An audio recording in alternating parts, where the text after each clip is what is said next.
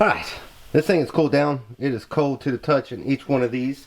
We have mic'd it up. This one right here is roughly, get it in there, 2 to 2.5.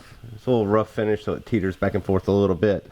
But we're not worried about that because we're going to hone it out and get it to 30 over so we can get it on the stand, get it washed, all that good stuff, put all the bearings back in it, the plugs, so we can get it up front and get started on building this 383. Whoosh.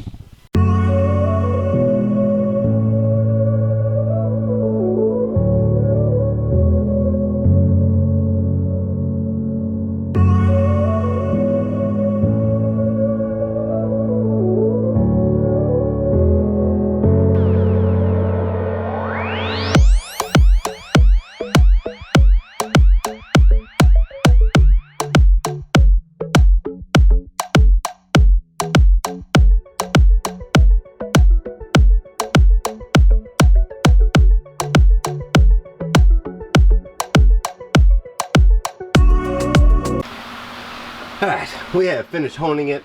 We're going to let it cool down one more time, give it a final measurement, figure out if we got it where we need it to be, if not, touch it up a little bit, and then we'll be done. Get it out of the machine, in the washer. Whoosh. So I'm getting ready to start assembling this bare cylinder head that I got, and I figured I'd do a tutorial, sort of, on how to install your rocker arm studs. So you want to make sure, if you look down in the holes, alright, if you look down in the actual hole where the threads are for the rocker arm studs, you can see that that one there is solid everywhere. It doesn't go into a water jacket or the intake or anything like that. But on your intakes, see if I can get it right on there, hook down in there, it actually goes through into the intake. And if you do not use some kind of silicone sealer, this right here will allow oil, because your oil is going to be everywhere right here. Oil is going to go through that thread and it's going to go into your intake. But you're going to burn oil like crazy. It's going to be bad. So make sure you get your silicone, the rocker studs, and the guide plates, and you're going to install with all of the intakes. I believe it is just the intakes. Yes, it is all of the intakes have to have a sealer on the threads. So you want to use engine oil, or like I use the actual assembly grease, not assembly grease, and assembly lubricant. I just have such a surplus of that stuff, so I use that and don't worry about using engine oil. But anyways, let's get on to this, onto a time lapse.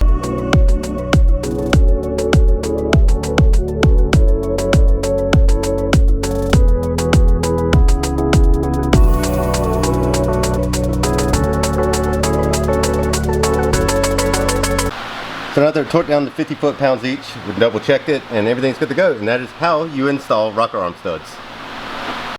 Alright, this thing is cooled off and it measured out great. We are not having to touch anything up. It just bangs spot on this time. So only thing I have to do is get it out this machine, get it in the washer. Whoosh. So I just called the place I ordered this camshaft from for this 350 build I'm getting ready to do. Get rid of that out of my nose. But most likely comp has going to have to grind it and whatnot, and then like I just got off the phone with the guy, and the guy was saying that they didn't have the lifters and a couple other things to go along with that kit, that it'll be another week before it could even ship out. But that's not why I'm pissed off right now. Like, I can deal with the cam not being here right now. I can deal with the cam getting ordered late. I can deal with all of that.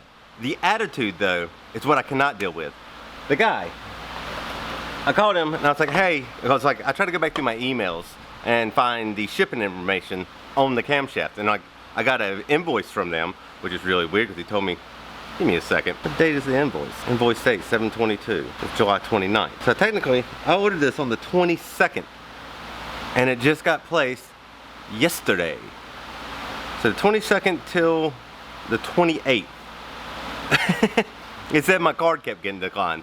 I was like, okay, and he's like, I just ran it today and it finally went through. I don't know why, because that card has a zero balance on it. I don't know what happened there, anyways, that's beside the point. So I call him and I'm like, hey, I can't find an email or anything on like how to track my shipment.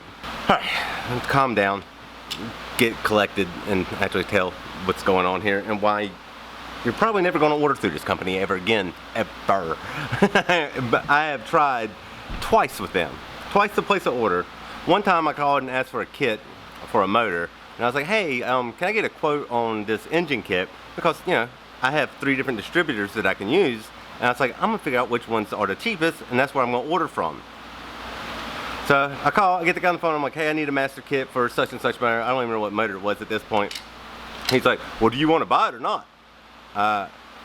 No, I just thought I would call random companies. He'd be like, hey, can I get a quote on a 1979 Cadillac motor randomly? I just randomly wanted to call people and get pricing on it.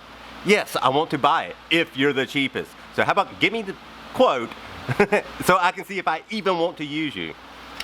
Anyways, this time, like I said, I could care less with the order getting placed yesterday, and I could care less about having to wait another week. What's got me so heated is when I called, I was like, hey, I ordered a camshaft through you guys, and I need to find out how I can track it. He's like, well, what's your customer number? I give it to him. He's like, well, I've been trying to call you. And I'm like, okay, why? And he's like, well, I couldn't get anybody on the phone. They won't pick up the phone, this and that. And I'm like, well, I don't have any missed calls from anybody. And so he goes back and forth arguing with me about whether or not he had called me or not. So I went back and looked at my phone. He did call me once last Friday. Let's go to a calendar. So I placed the order last Wednesday. He called me once on the 24th.